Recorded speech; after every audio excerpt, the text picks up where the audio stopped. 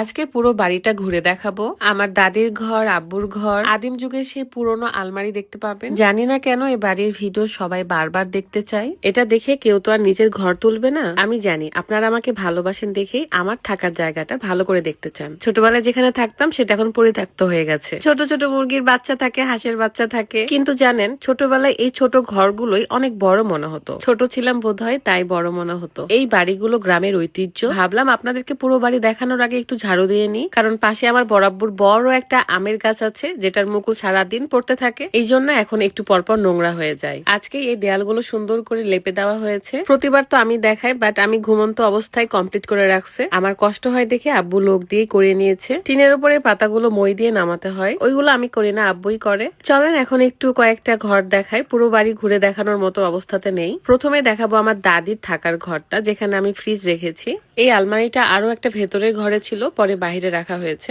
এটা অনেক আগের একটা আলমারি আমার দাদির। ছোট্ট ছোট্ট কিউট দুইটা ড্রয়ার আছে যেখানে কিছুই নেই, আর এমনি বাড়ির কিছু থালা বাসন, হাড়ি পাতিল রাখা আছে। এইটাই সেই বিছানা আমার দাদি ঘুমিয়ে থাকতো। আমার বিয়ের 2 বছর পরে আমার দাদি মারা গেছে। রাতকে তো ভীষণ ভালোবাসতো। তার ভেতরের ঘরটা আমার আব্বু থাকে, আগে এখানে থাকতো না। এই ঘরে 2টা চৌকি আছে। যখন বেশি মেহমান আসে তখন আমি অন্য বেডে ঘুমিয়ে থাকি। এখন দেখাবো ছোটবেলায় আমি যে ঘরে থাকতাম সেটা, যেটা পরিত্যক্ত হয়ে গেছে। তবে তার আগে একটু দেখাতে চাই, মাত্র 7 দিনের মধ্যে আপনার স্কিন গ্লো করবে এমনই একটা পিঙ্ক অ্যাঞ্জেল নাইট ক্রিম নিয়ে এসেছি। জেম শপের সেই viral pink Angel night cream, যা রেগুলার ইউজের ফলে সবাই খুব ভালো রেজাল্ট পাচ্ছে। আমাকে দেখেন, গ্রামে কত কাজ করছি, রান্না করছি, তারপরও আমার স্কিন মাশাআল্লাহ সুন্দর আছে। সো যারা স্কিনকে ইমার্জেন্সি ভাবে গ্লো করতে চান তারা অবশ্যই জেম শপ থেকে এই পিঙ্ক অ্যাঞ্জেল নাইট ক্রিমটা অর্ডার করে ফেলবেন। পেজটা ভিডিও ডিসক্রিপশনে দেওয়া আছে। স্কিনটা ক্লিন করে ভালো করে নাইট ক্রিমটা ড্যাব ড্যাব করে অ্যাপ্লাই করে নিবেন। রেগুলার ইউজ করলে মাত্র 7 দিনের মধ্যে স্কিনে গ্লো দেখতে পারবেন ইনশাআল্লাহ। সো দেরি না করে এখনই অর্ডার করুন। Thank you.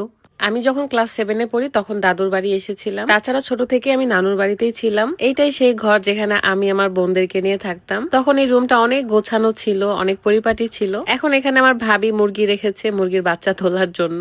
অনেক কিছুই মনে পড়ে এই ঘরে আসলে। আপনাদেরকে এই জায়গাগুলো দেখাতে আমার কোনো দ্বিধা নেই। চলেন এবারে দোতলায় যাই। আমার রুমের ঠিক ওপর তলায় থাকতো আব্বু। এই ঘরে এখন আব্বু মাঝে মাঝে মুরগির ব্যবসা করে, কখনো হাঁসের ব্যবসা করে। এক কথায় কাজের ঘর হয়ে গেছে সবকিছু। কে জানতো যে এগুলো একসময় পরিত্যক্ত হয়ে যাবে। ছোটবেলায় সিঁড়ি দিয়ে নামতে অনেক কষ্ট হতো, কারণ মনে হতো অনেকগুলো সিঁড়ি, অনেক বড় বড় রুম। এই তো 2টা বাড়ি মিলে একটা বাড়ি আমাদের। খুবই সহজ সরল একটা মানুষ আমি, আর নর্মাল থাকতে বেশি পছন্দ করি। যখন যেখানে যাই সেখানকার পরিবেশের সাথে মানিয়ে নিতে পারি। আমার বিয়ের আগে রাত একবার ঘুরতে এসেছিল, তখন সে আমার বন্ধু ছিল। আমি যে ঘরে থাকতাম সেই ঘরেই সে প্রথম গিয়েছে। আমাদের সব বন্ধু বান্ধবী সবাই এসেছিল তখনও আমরা কেউ জানতাম না যে আমরা একে অপরকে বিয়ে করে সংসার করবো এত বছর ধরে। গ্রামে ইফতারি দিব, তাই জন্য অনেক বাজার সদা করে নিয়ে এসেছে আব্বু।